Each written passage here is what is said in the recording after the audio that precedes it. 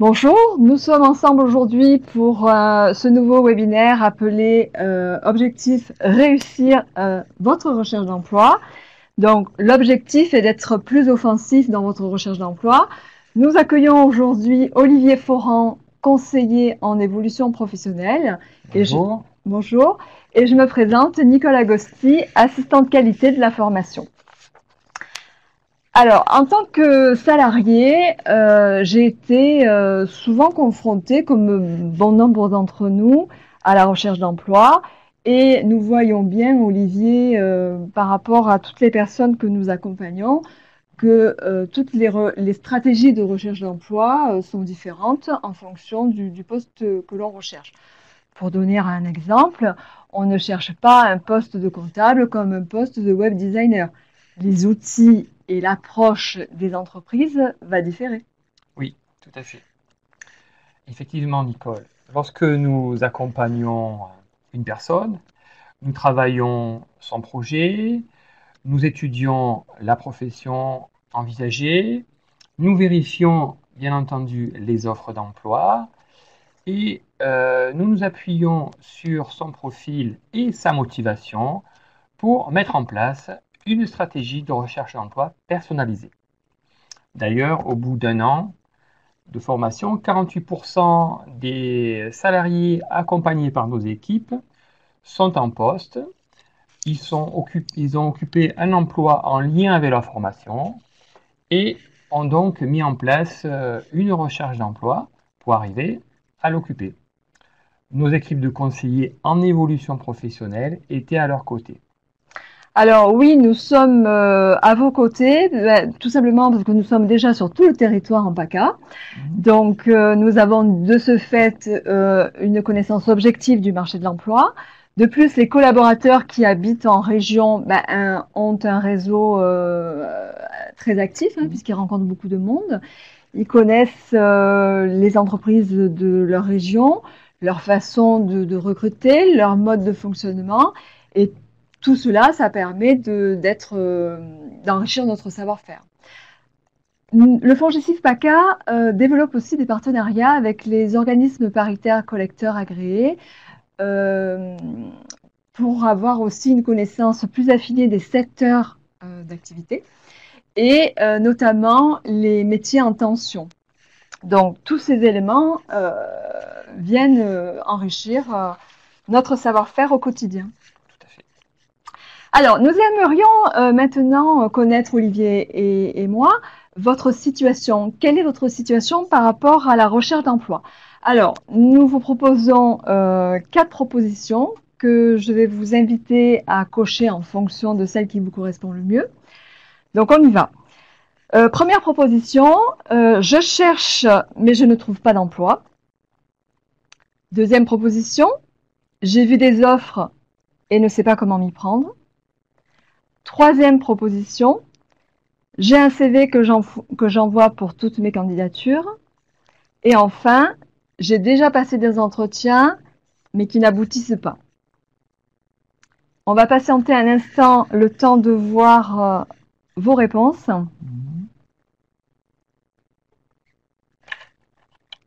Alors, excusez-moi, je vais mettre mes lunettes. Donc, visiblement, je recherche, mais je ne trouve pas d'emploi et j'ai déjà passé des entretiens et n'ai pas de réponse positive. Bon. Alors, nous allons au cours de ce webinaire vous donner quelques clés qui vont certainement vous permettre d'améliorer votre recherche d'emploi. Alors, avoir une stratégie, qu'est-ce que ça veut dire? Eh bien, avoir une stratégie, c'est mettre une méthode en place au regard du poste que l'on cible. Est-ce que tu te souviens, Olivier, de ce jeune qui, au lieu de faire une candidature classique, c'est-à-dire un envoi de CV et de lettre de motivation, avait repéré les entreprises qui l'intéressaient, leur avait envoyé un mail avec une présentation succincte, mais par contre, il avait joint un lien qui renvoyait à son propre blog.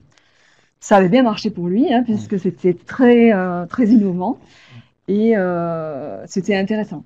Alors, par contre, parmi toutes les actions à mettre en œuvre, on peut retrouver la candidature spontanée, la réponse aux offres, bien évidemment. Les enquêtes métiers, parce que lorsqu'on fait une enquête métier, bon, déjà, on n'est pas directement en recherche d'emploi, donc la pression n'est pas là. Et puis, on collecte plein d'informations qui peuvent justement vous servir pour ensuite engager votre recherche d'emploi. Il y a aussi les périodes de mise en situation, les stages en entreprise, et puis l'activation de son réseau professionnel ou relationnel pour entrer directement en relation, donc physiquement, par téléphone ou comme je viens de le dire, par mail avec les entreprises. Oui. Le rôle du conseiller est d'imaginer la stratégie la plus adaptée et la plus personnalisée qui soit. En schématisant, il est possible d'avoir des candidatures différentes pour des employeurs différents. Côté recruteur, la candidature spontanée, c'est intéressant parce que ça permet d'économiser tout le temps nécessaire à mettre en place un processus de recrutement.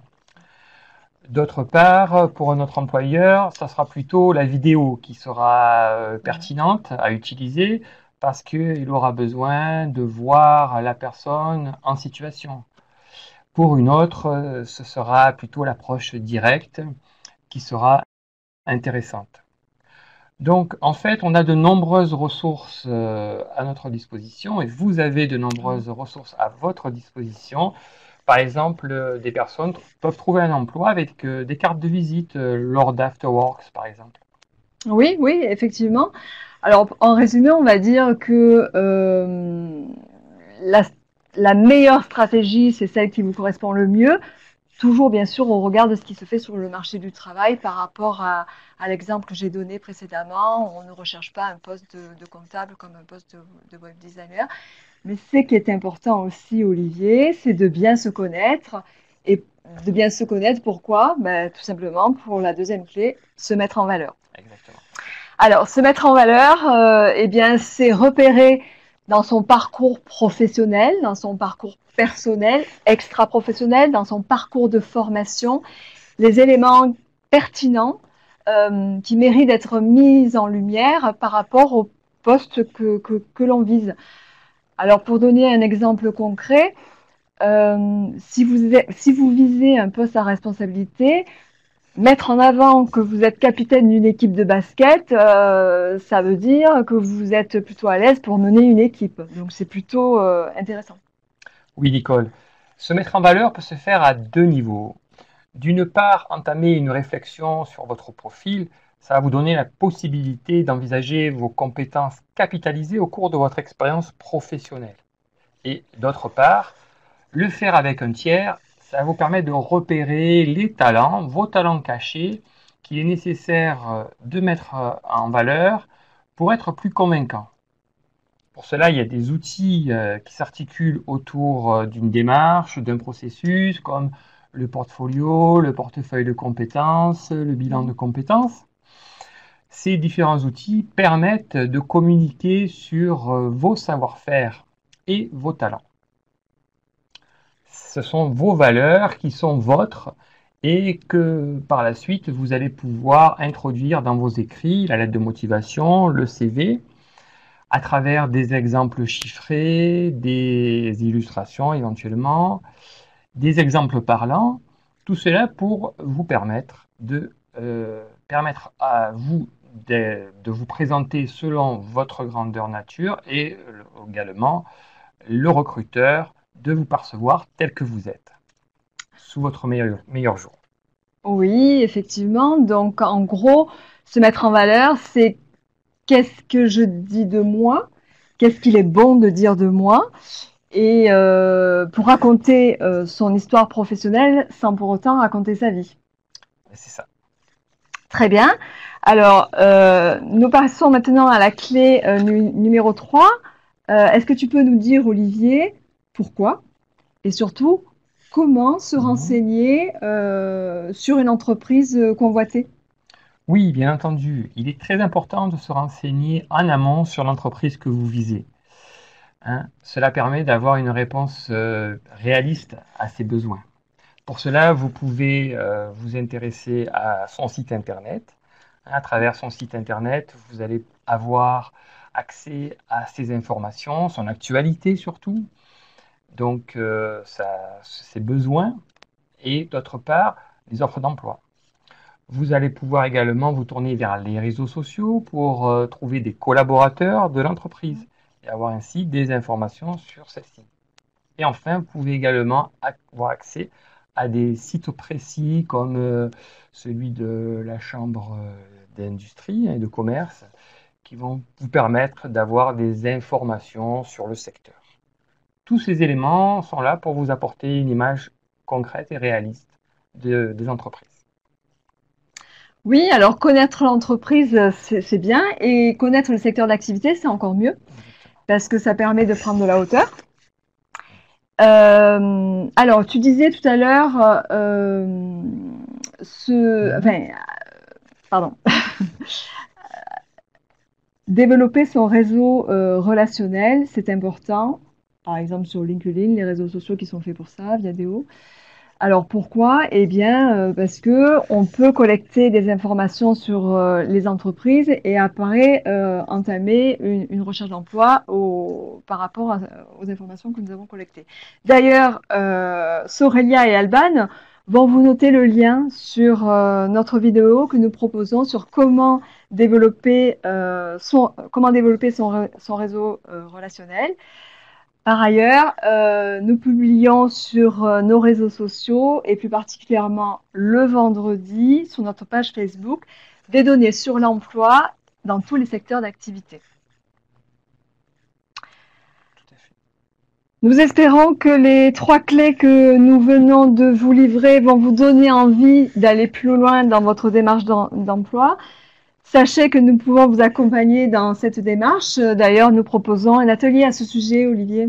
Oui, si vous avez besoin d'être accompagné dans votre recherche d'emploi, nous vous proposons de participer à notre atelier Comment organiser votre recherche d'emploi, auquel vous pouvez vous inscrire directement à partir de notre site internet, une fois que vous avez créé votre compte. Et suite à cet atelier, il est possible d'avoir des entretiens individuels spécialisés sur des sujets liés à la recherche d'emploi, voire même un coaching d'emploi pour dynamiser votre recherche. Oui, alors ce qui est important de retenir, c'est qu'il est primordial de ne pas rester seul dans cette recherche d'emploi. Bien, tout simplement parce que malheureusement, la confiance est un peu mise à mal durant cette période. Donc, c'est important de s'entourer, déjà pour avoir un retour, pour prendre du recul, pour être en capacité d'analyser ce qui fonctionne de ce qui ne marche pas. Et d'ailleurs, nos conseillers peuvent vous aider dans cette démarche en vous proposant des outils et des stratégies innovantes.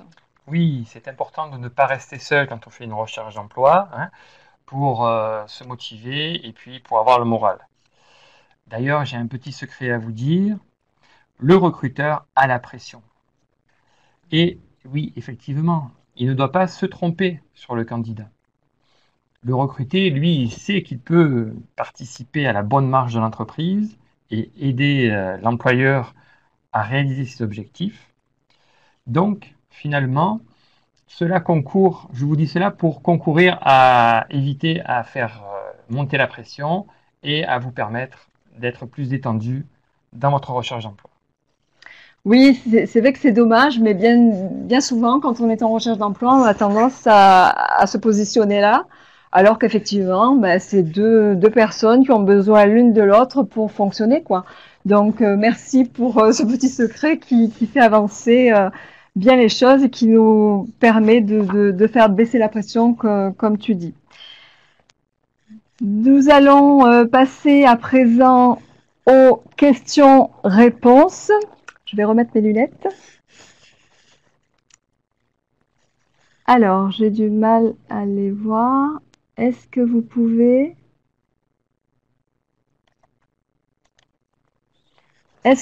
nous préparer un entretien d'embauche? Oui. Bien sûr.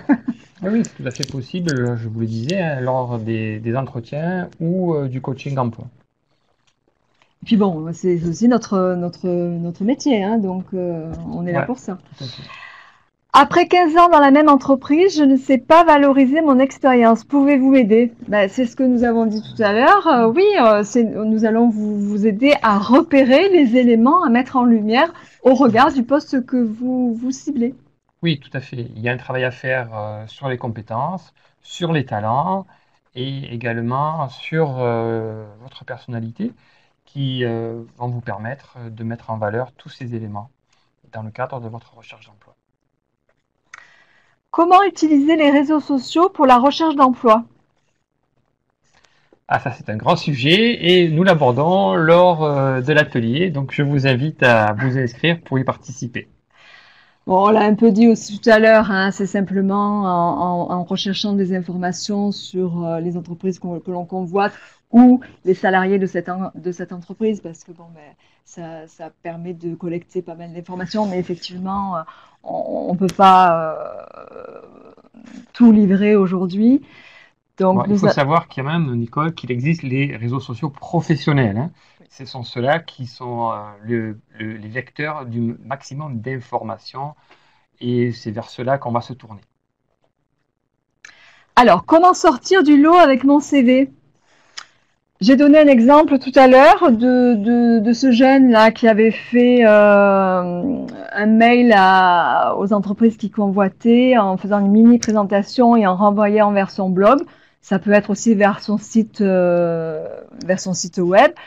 Ça peut être par le biais, comme tu l'as dit tout à l'heure, d'un CV en vidéo. Oui, tout dépend de la situation, tout dépend de votre situation, tout dépend de où vous en êtes dans votre carrière. Et en fonction de ces différents éléments, nous travaillons à mettre en valeur votre CV et votre profil. Comment réussir à identifier ce que l'on appelle le marché caché? Ah, je vois que quelqu'un connaît cette notion qui n'est pas évidente et qui n'est pas connue par tous. Oui, ça aussi, on pourrait parler de secrets aussi, hein, les petits secrets de la recherche d'emploi. Bien, le marché caché, c'est important de pouvoir y accéder. Et justement, nous expliquons lors de nos différents ateliers ou entretiens comment y accéder, comment est-ce que c'est possible de pouvoir entrer en contact avec les informations diffusées par le marché caché. Alors, on a livré aussi quelques petites choses tout à l'heure quand j'ai dit que les collaborateurs qui habitaient en région connaissent bien les entreprises, connaissent leur façon de recruter. Donc, ça en fait partie du marché caché. Peut-être que certains savent en avance que telle ou telle entreprise va avoir des besoins. Ça fait partie du marché caché. Le marché caché, on va le dire, on a parlé de réseau également, hein. Le réseau, le marché caché s'aborde par le réseau. Tout à fait. Question suivante. Vous avez parlé d'atelier. Non, c'est combien de temps dure-t-il? Oui, ben, l'atelier dure une demi-journée, quelques heures, 3 heures à peu près. Voilà. D'accord. Donc, dans cet atelier, on va aborder la stratégie générale d'approche de la recherche d'emploi, les notions que nous avons abordées tout de suite il y a quelques minutes, c'est-à-dire comment se mettre en valeur, Les trois clés, donc. les trois clés, Avoir exactement. une stratégie, se mettre en valeur et Voilà, connaître l'entreprise. c'est ça, exactement. Et puis, nous abordons également de façon concrète le CV. Hein. Donc, nous avons un atelier CV dans l'atelier proprement dit. Et vous pouvez amener votre CV et nous pouvons commencer à travailler sur ce CV. En général, le travail sur le CV se poursuit lors des entretiens ultérieurs. Bonjour, lorsque l'on a plusieurs compétences dans des domaines différents, que faire? Alors, c'est aussi ce que nous avons abordé et dit tout à l'heure. Ce qu'il est important de repérer, c'est qu'est-ce qu'il est important et pertinent de mettre en lumière au regard du poste que vous visez. Donc, si vous ne parvenez pas à faire ce travail seul, eh bien, Olivier a parlé de différents moyens et outils pour vous y aider, mais n'hésitez pas à contacter nos conseillers, nous sommes là pour ça. Y a-t-il des ateliers sur Toulon? Oui, Oui, oui, tout à fait, il bien y a, sûr. Il n'y a pas de souci. Et la conseillère, le conseiller qui vous recevra sont des conseillères très au point sur ce sujet-là. Alors, une question un peu, comment mettre en valeur ses compétences douces ou soft skills? Donc, c'est ce qu'on appelle les savoir-être. Eh bien, c'est vrai que sur un CV, comme je donnais l'exemple tout à l'heure, c'est intéressant de mettre en valeur certaines activités extra-professionnelles ou personnelles, parce que justement, ça laisse deviner certains savoir-être. Notamment l'exemple que j'ai donné tout à l'heure pour ce qui exprimait cette capacité à encadrer une équipe quand j'ai parlé de capitaine d'une équipe de basket. Mais il y en a plein d'autres. Oui, on va pouvoir aussi utiliser la lettre de motivation pour exprimer ses talents, ses qualités dans le savoir-être, dans le relationnel le plus souvent. Et puis pour donner d'autres exemples, par exemple, si vous mentionnez les pratiques que vous avez durant vos loisirs, si c'est du sport, selon que ça soit de la boxe, de la course à pied, du yoga, forcément, ça va induire des qualités différentes. C'est ce que disait Olivier tout à l'heure. À la lecture de votre CV, il faut que le recruteur puisse vous imaginer en 3D, c'est-à-dire qu'il puisse, oui, vous imaginer en train de travailler. Donc, c'est pour ça que c'est très important de bien choisir ce que l'on va mettre en avant. Ensuite, quels sont les pièges à éviter lors d'un premier entretien d'embauche? Et je pense que lors d'un premier entretien d'embauche, vous devez donner envie au recruteur de vous revoir. Et pour cela, eh bien, il faut montrer que vous êtes une personne intéressante et que vous avez des questions vous aussi. Ce n'est pas que lui qui a des questions à vous poser, mais vous aussi, vous avez des questions parce que vous vous intéressez à l'entreprise, vous vous intéressez au poste de travail proposé, et donc vous avez besoin d'avoir des réponses à ces questions-là. Vous êtes intéressé. Est-ce que vous avez une liste des secteurs et des entreprises qui recrutent? On en a aussi parlé tout à l'heure. De par les partenariats que le Fonds GESIF a avec les organismes paritaires collecteurs agréés, nous avons une connaissance affinée des secteurs d'activité et des métiers en tension dans ces secteurs-là. Donc oui, nous sommes en capacité de vous donner des informations.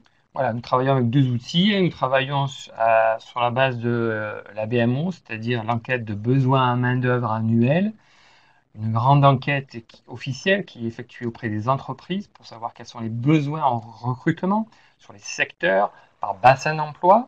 Et puis, nous travaillons aussi avec une liste des entreprises de PACA, avec leurs coordonnées, et donc avec les possibilités de les contacter.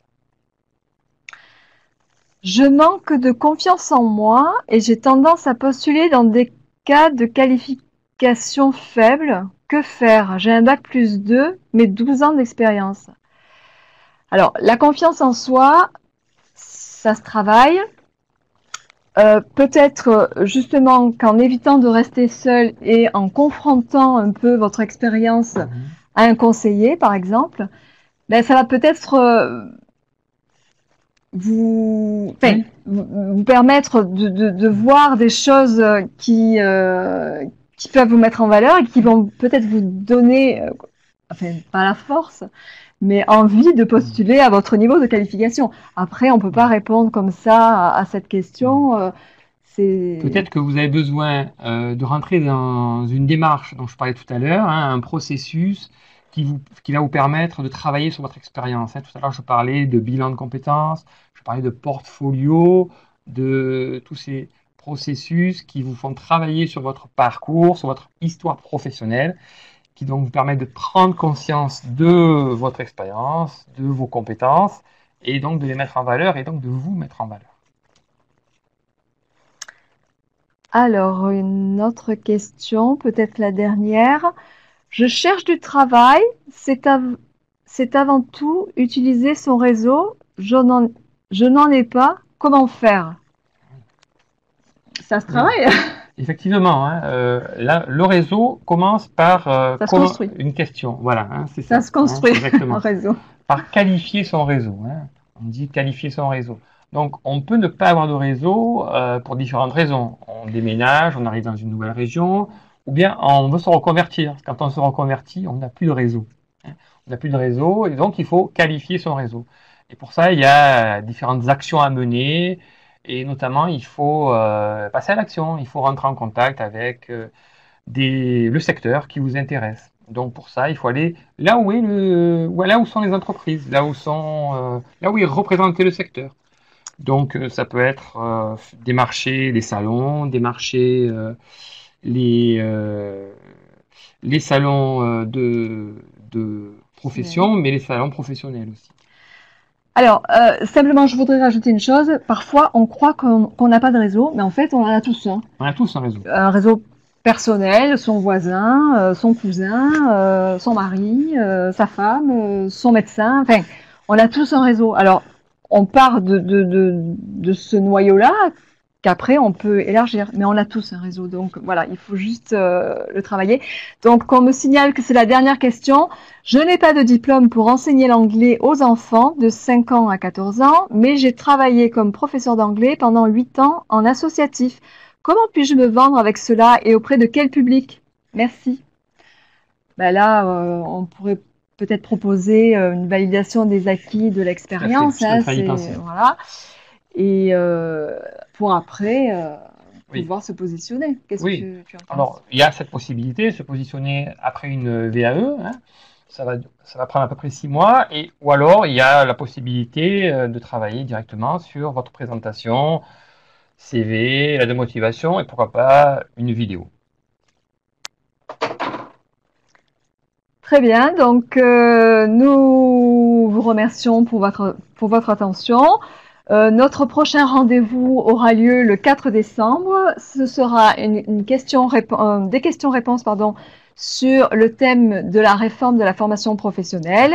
Et en attendant, vous pouvez contacter nos réseaux sur Instagram, Facebook, LinkedIn, Twitter, ainsi que notre site et notre chaîne YouTube. À bientôt. À bientôt, merci, au revoir. Au revoir.